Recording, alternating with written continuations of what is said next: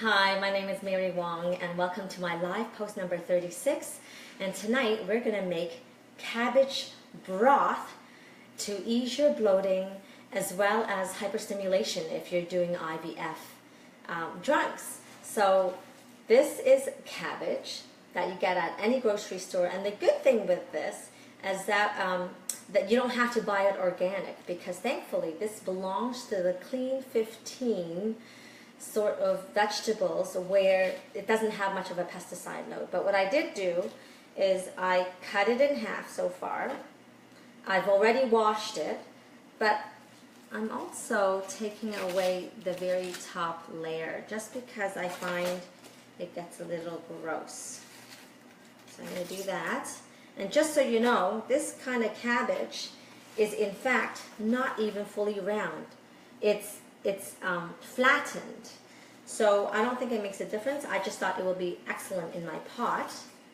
And so to cook it, I'm going to cut it a little bit smaller.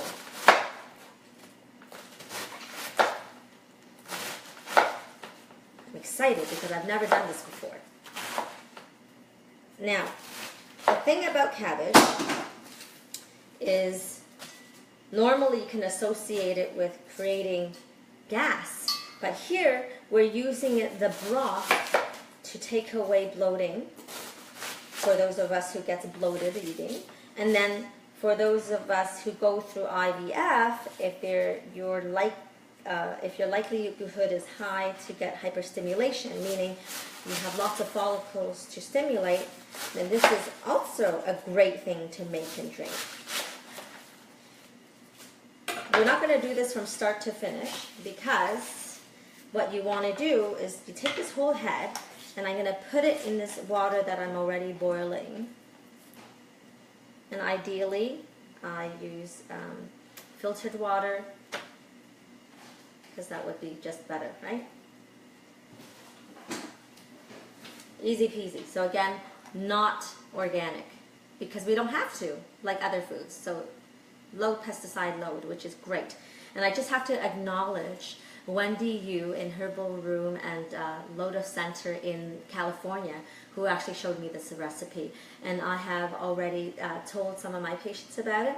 However, I personally have not made it yet, so I'm going to do that because I always like to be in the know, right? And I'll tell you how I feel after I drink it, which won't be tonight because you're not going to sit with me for 2 hours to make this.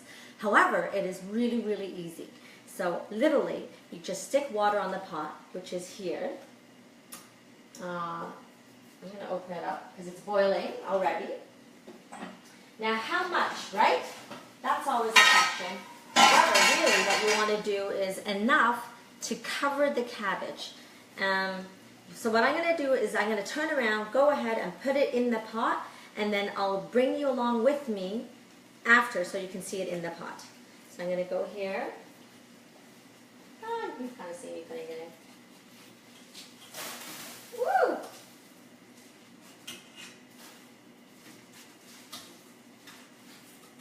Okay. Push it down.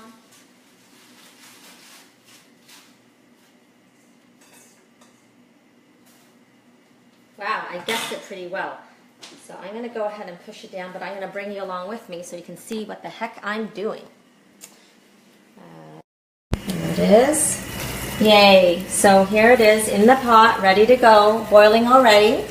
I'm going to just get a little, my Chinese chopstick, which I love, by the way. Okay, so I'm going to show you my Chinese chopstick. I think everyone should go into Chinatown and buy this. Well, that is only if you know how to use chopsticks. Because this is a giant chopstick. Look at this. So I would never get burnt. Because you know, sometimes you're frying something or you're just cooking something and things pop up into the sky and then it can burn you. Anyway, so this is, I just find chopsticks is so much easier to control food and cooking. See, so just enough water to definitely cover it. And this is all you do. Like, how easy is that? And basically, I'm going to stick the pot on top, which is good. The lid rather. which is really hot. I'm going to give it a tiny bit of air so that it doesn't bubble and go out everywhere and make a mess. That's it. So, what do we do? Bringing me back to me. Okay, so here's what you do. We're going to cook it up like this, 45 minutes to 1 hour, and that's it. Now, if you're using it for strictly bloating, you don't need to add anything to it. And you could just strain it, drink the water, and it'll taste on the sweet side because cabbage has a sweet texture, flavor. Now, you could also eat the cabbage as well because it's been cooked long enough. And for those of you that are worried about hyperstimulation, so one of the things that fertility clinics will tell you to do is drink Gatorade as an electrolyte drink, or Ensure, which is what do you call that? It's a nutritional drink, right? Like a meal replacement. Or they'll tell you to drink chicken noodle soup, Campbell's chicken noodle soup, because it has a lot of salt in it. And I've certainly had a patient who literally took a teaspoon of sea salt for hyperstimulation. So this is one way to deal with it very naturally, and it doesn't taste bad, and you're not having extra sugar like you would and other additives that are in something like Gatorade.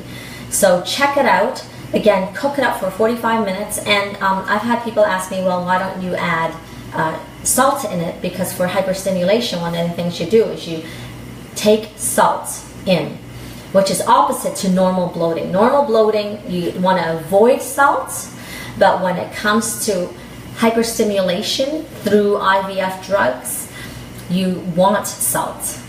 Completely opposite. And here's the difference. When you're bloated, basically the water's in your cells.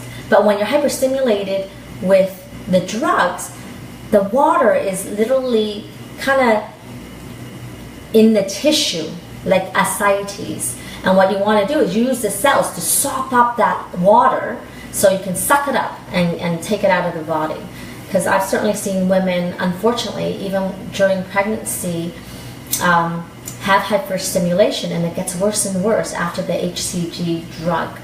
So what they do more commonly now is do frozen embryo transfers to ease that and have the uterus be more receptive and not have the body be in this crazy havoc mode.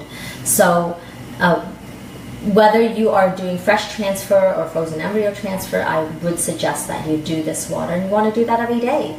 And typically the hyperstimulation, the symptoms of it will show up after the trigger shot before they take out the eggs. And so that's it.